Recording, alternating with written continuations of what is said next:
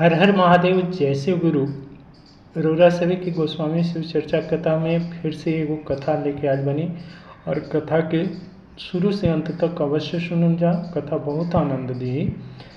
कथा एगो भक्ति की बा कि भगवान के वो परम भक्त रहन और जितना अपन धन रहे वो सब संत लोग महात्मा लोग के ऊपर वो खर्चा करत रहन और भगवान भोलेनाथ के उनकर विशेष कृपा भी रहे और इहे सोचत रहन कि हम विवाह भी करम तो अपने लेखा क्यों नो भगवान की परम भक्तिन हुई हैं उनके से विवाह करम।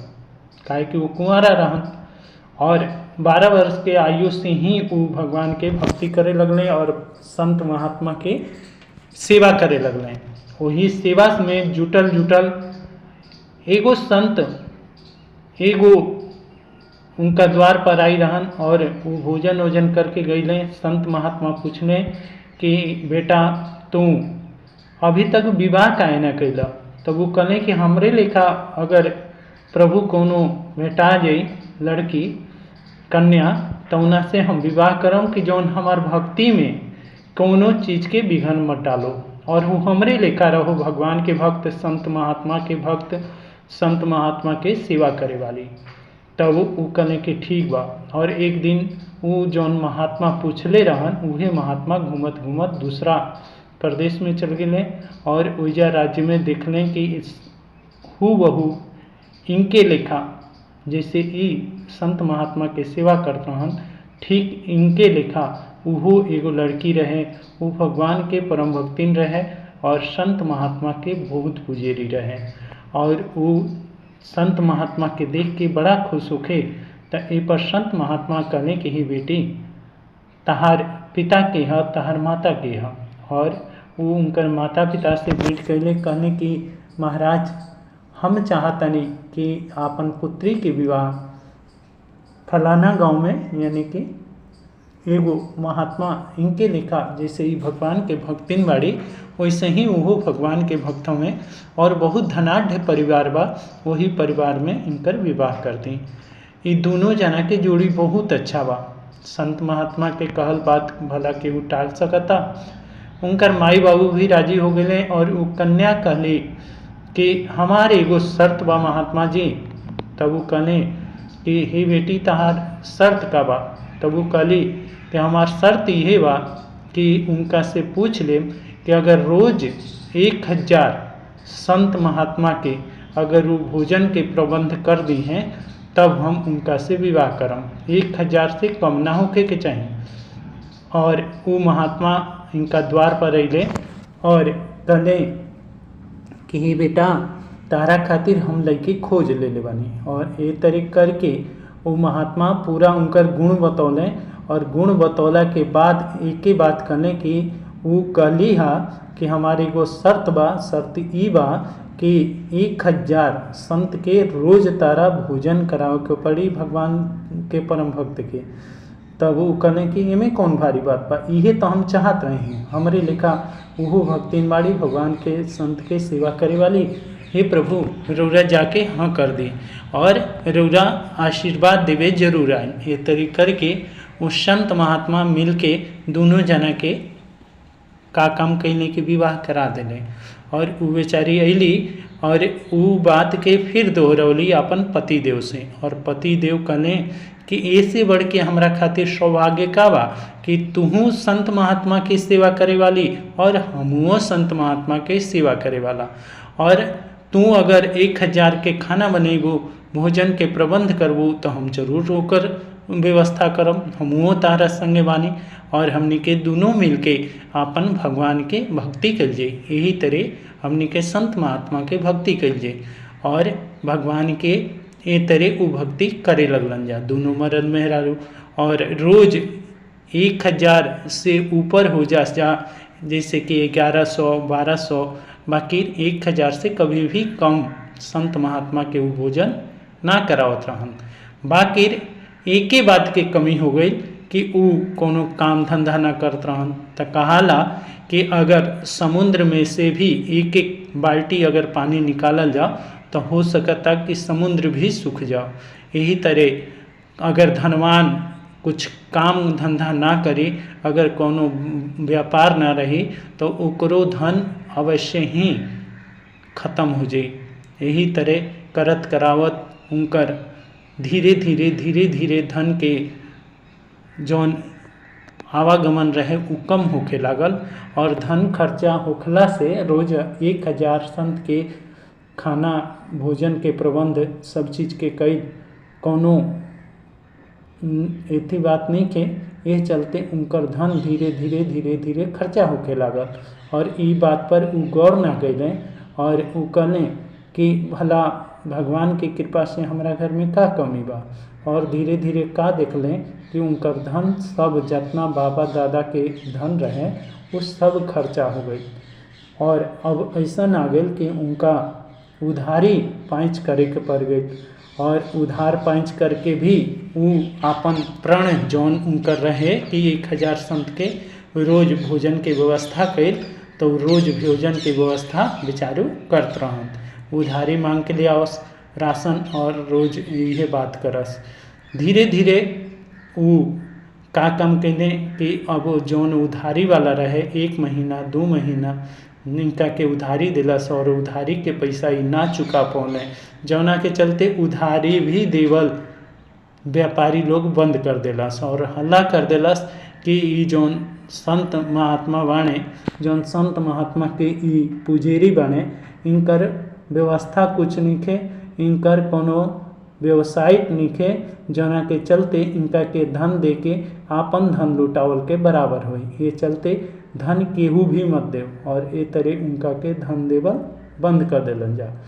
धीरे धीरे अब संत महात्मा सोचले कि हम अब संत के कैसे भोजन कराएं, और वो का काम कैले कि अब कहले कि हम चोरी करम, और चोरी वो घरे करे लगले जौन खूब धनाढ़ रहन जा, कोनो भी पैसा भगवान के नाम पर खर्चा ना करत रहन जा।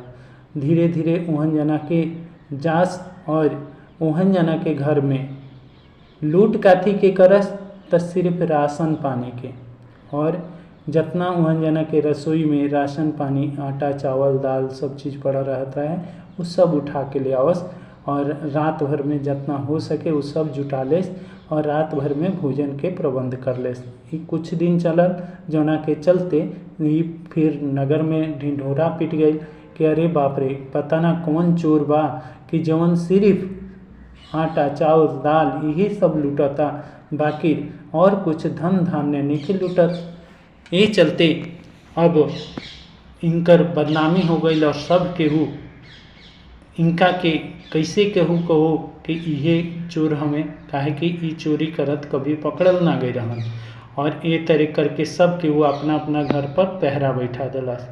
अब ये बेचारू सोच में पड़ गए कि अब का हो कि अब कैसे संत महात्मा के हम भोजन की व्यवस्था करम।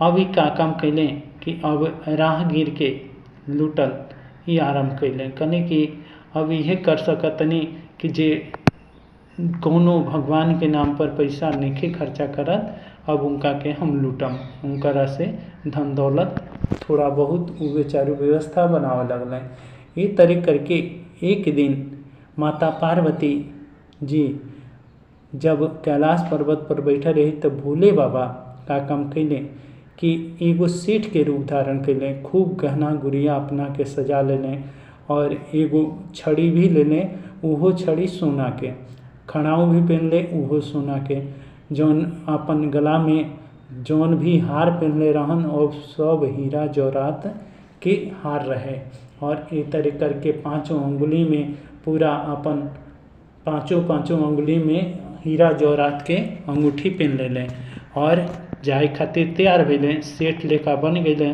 पेट पूरा बाहर निकलल, और सिर पर पगड़ी बांध के और सोना के हार लटकौले। तब माता पार्वती कहली कि हे प्रभु, रौरा ई बानर धारण करके कहाँ चल रही। तब वो कहले कि हम जातनी अपन भक्त के रक्षा करे खातिर, भक्त के व्यवस्था बनावे खातिर, भक्त के दर्शन करे खातिर। वो कहली कि महाराज रौरा तो जातनी भक्त के दर्शन करे, का हमरा के अपन भक्त के दर्शन ना कराई। वो कहने कि अरे तू रहे दा, तू मत जा, तारा से कोनो बात ना पची और तू सब भेद खोल देबू। वो कहली कि हम कोनो भेद ना राउर खोलम, रौरा जैसे कहम वैसे हम रहम।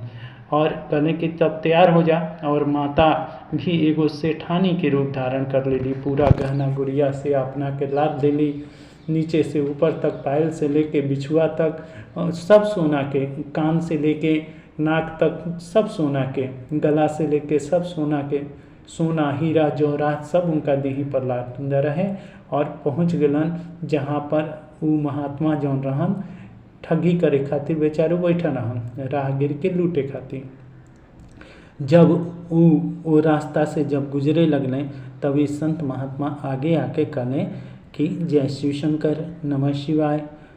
तब वो जौन सेठ बना रहन, सेठ रूपी भगवान, वो खिसिया गए, कहतने अरे तू ई का कहत रह, हम भोलेनाथ के कोनो भक्ति ना करी ना, हम ये सब ना मानी ना, ये पाखंड है, ये सब भोले बाबा के तू अपना लगे रखा, हम कोनो भोले बाबा के नहीं जाना।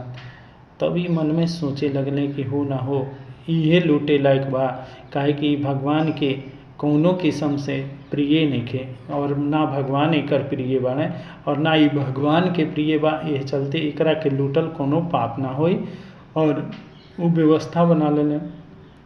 तब कहले कि हम सुनले बनी कि गांव में एगो चोर रहेला।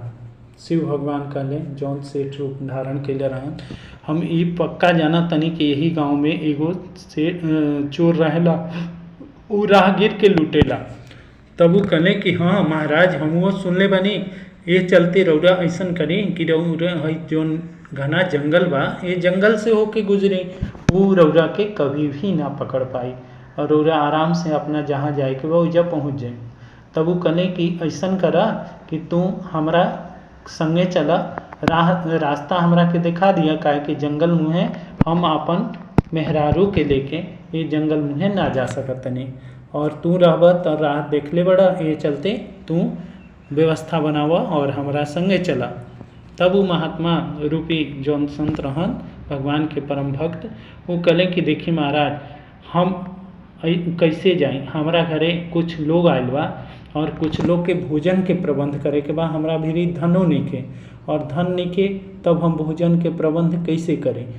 तब वो सेठ जी अपना झोली में हाथ डालने, अपन बैग से कुछ सोना के मुद्रा सब निकाल के देले, सोना के सिक्का निकाल के देले, जौना के चलते ही कहने कि आज भर के तो ये बुझाता कि हमार काम चल जी। और फटाफट ले जाके अपन औरत के देले सब राशन पानी ले आके और कहले कि तुम 1000 जितना संत लोग आयल बा यहाँ जाने के सेवा करा, यहाँ जाने के भोजन के प्रबंध करा और हम आवतनी।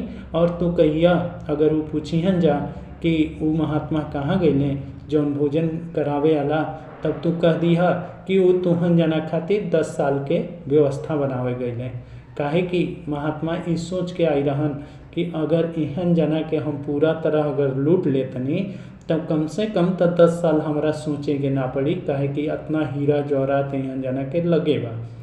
जब वो अइले तब भोले बाबा रूपी वो सेठ जी कहने कि अरे भाई अब तो तू चला हमरा संगे, हमरा के ओइजा अपन राह तक पहुँचा दा, हमार ससुरारी पहुँचा दा। तब वो कहने कि ठीक बा और ये घना जंगल मुहे ले जाए लगले। जब घना जंगल में घोर पहुँचले तभी संत महात्मा रूपी जौन अपना के चोर रूपी बना रहन, ये आपन सब असली भेष में आ गए। कहतने अरे हम उहे महात्मा हैं जौन हम सबके लूटी ना और लूट पाट के हम अपन संत लोग के सेवा करी ना।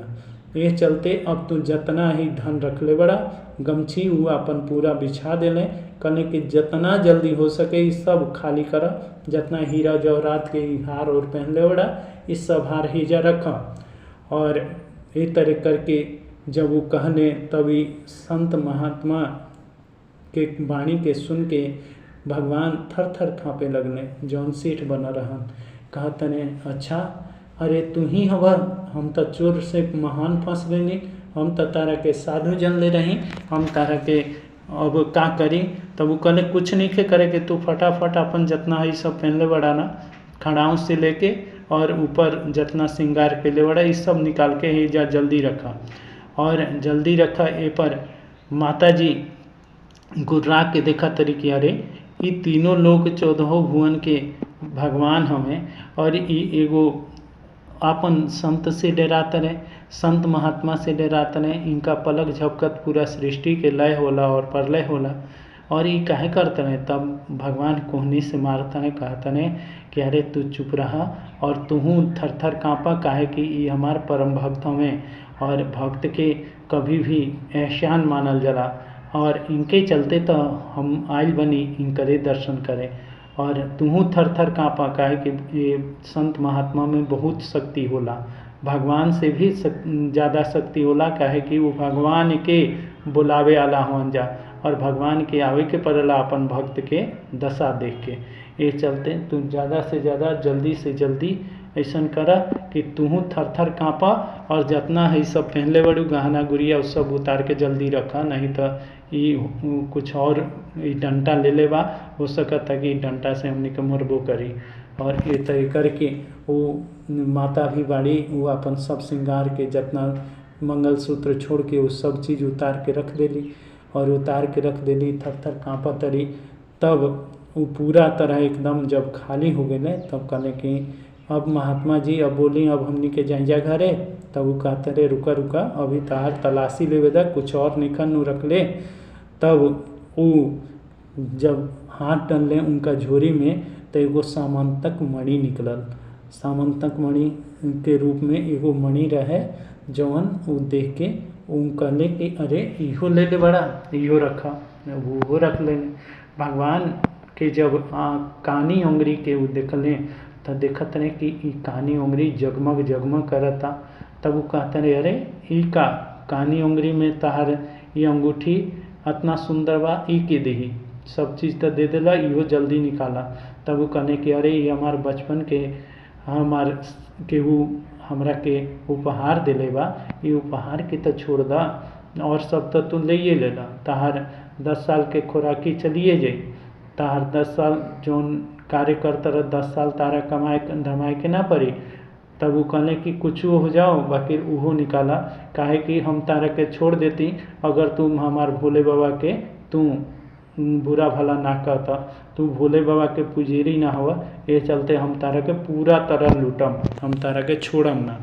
तब वो कहले कि देखा भाई ई हमारा अंगुरी में फंस गई बा, ये अंगुरी में से निकली ना।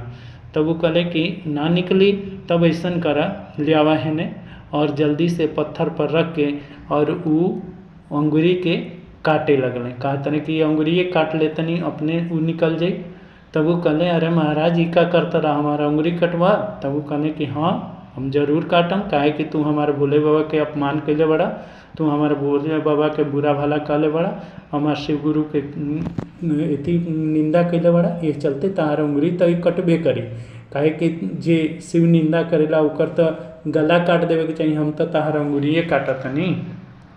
तब ये तरह करके वो अपन छुरी निकल लें, चाकू निकल लें, और चाकू से उनकर अंगुरी ज्यों ही काटे के कैले त्यों भोले बाबा अपन स्वरूप में प्रकट हो गए। अब ये महात्मा के पैरों तले जमीन खिसक गई और ऊपर से आसमान गिर गई, लगले रोवे और बेचारू उनका चरण में गिर गए भगवान के कि हे प्रभु हम कतना अभागा बानी कि आज हम अपन भगवान के लूटतनी, अरे हमरा लिखा अभागा के होई। और ये तरह करके लगले रोए।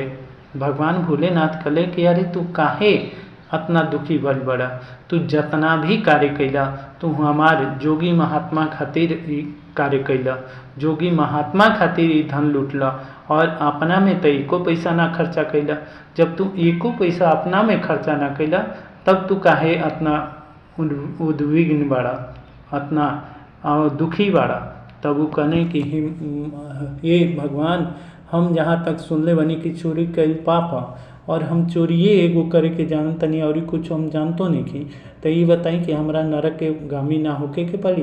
तब वो कहने कि ना, जे के हो आपन धन अगर कोनो भी हिसाब से अगर संत महात्मा में लगावता, अगर ओकर कमाइल धन जेकर बा और अगर वो संत महात्मा के कौनो कार्य में अगर लग जाता तो ओकरा पुण्य के फल प्राप्ति हुई।